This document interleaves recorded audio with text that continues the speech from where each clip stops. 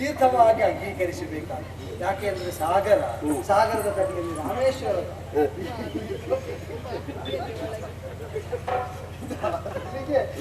ಹನುಮದೀಶ್ವರ ಮತ್ತು ರಾಮೇಶ್ವರದ ಲಿಂಗ ಸುಪ್ರತಿಷ್ಠಿತ ಅಂತ ಆಯ್ತು. ಇದೆಲ್ಲ ಸಂಕಲ್ಪ ಮಹಾಮಹಿಮನಾದ ಶಂಕರ.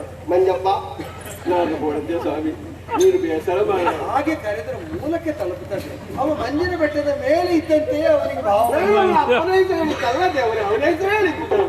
ಅವ ಮಂಜಿನ ಬೆಟ್ಟದಲ್ಲಿ ಇರುವುದಲ್ವೇ?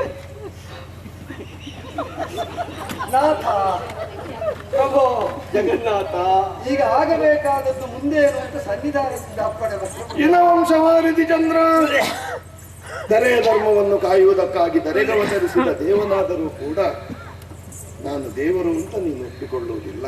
ದಶರಥಾತ್ಮಜ ಮನುಷ್ಯ ಅಂತ ನೀನು ಹೇಳಿಕೊಳ್ತಾ, ಮಾನವನಾಗಿ ನಿನ್ನದಾದಂತಹ ಕಾರ್ಯ ಏನಿದೆಯೋ ಅದನ್ನೆಲ್ಲ ಆದರ್ಶಪ್ರಾಯವಾಗಿ ಜೀವನವನ್ನು ಸಾಗಿಸುವುದಕ್ಕೆ ಆದರ್ಶಪ್ರಾಯವಾಗಿ ನಡೆದುಕೊಳ್ಳಬೇಕಾದ್ದು ಧರೆಯ ಮನುಜರ ಕ್ರಮ ರೀತಿ. ನೀನು ಮಾಡಿದಂತಹ ಒಂದೊಂದು ಸಾಧನೆಗಳು, ಪಿತೃವಾಕ್ಯ ಪರಿಪಾಲನೆಗಾಗಿ ವನಗಮನ, ದಾರಿಯಲ್ಲಿ ಋಷಿಮುನಿಗಳ ಸಂದರ್ಶನ, ಅದೆಷ್ಟೋ ದಾನವರಿಗೆ ಮೋಕ್ಷ, ಆಮೇಲೆ ರಾವಣಾದಿ ಅಸುರರ ಹನನ, ವಾಲಿಗೆ ಮೋಕ್ಷ ಮಾತ್ರವಲ್ಲದೆ ಕ್ಷೇತ್ರ ನಿರ್ಮಾಣ, ರಾವಣನಂತಹ ದೈತ್ಯನಿಗೂ ಮೋಕ್ಷವನ್ನು ಕರುಣಿಸುವಲ್ಲಿ ನೀನು ತೋರಿದಂತಹ ಕಾರುಣ್ಯ. ಮರಣಾಂತಾನಿ ವೈರಾಣಿ ಅಂತ ನಾವು ವಿಭೀಷಣನಿಗೆ ಆಡಿದ್ದೆ ಅಂತ್ಯ ಸಂಸ್ಕಾರ ಮಾಡಬೇಕು ಅಂತ ಹೇಳ್ತಾರೆ. ಮರಣದಿಂದ ವೈರ ಮುಗಿಯುತ್ತದೆ ಅಂತ ನಾನು ಹೇಳಿದ್ರೆ ಸಾಕು, ಅದು ನನ್ನ ಅಳವಡಿಸ್ತೇನೆ ಅಂತ ತೋರಿಸುವುದೇ. ಈಗೊಂದು ಲಿಂಗ ಪ್ರತಿಷ್ಠೆಯನ್ನು ಅವನ ಸದ್ಗತಿಗೆ ನನ್ನ ಕೈಯಿಂದಲೇ ಮಾಡಿಸಿ ಈ ಲೋಕದಲ್ಲಿ ವೈರ ಹೆಚ್ಚೆಂದರೆ ಮರಣ ಪರ್ಯಂತರ ಅಂತ ಅಗಸ್ತ್ಯನು ನಿರೂಪಿಸಿ ಆ ಮೂಲಕವಾಗಿ ರಾಮ ಆಡಿದಂತೆ ಮಾಡುತ್ತಾನೆ ಅಂತ ತೋರಿಸಿಕೊಡುವುದಕ್ಕೆ ಅನುವು ಮಾಡಿದ.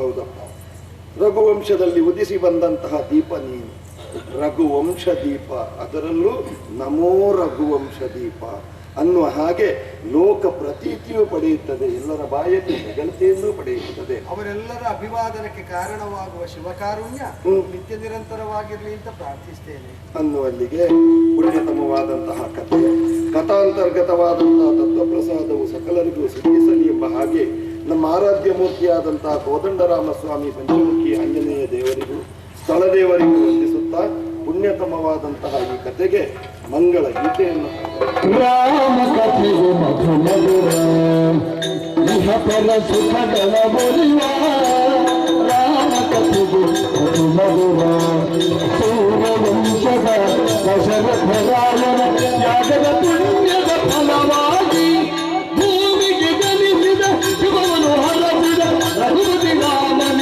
ದಾಶರಥಿ ರಾಮ ಕಥೆಗೆ ಮಂಗಳ ಮಂಗಲ ಶುಭ ಮಂಗಲ.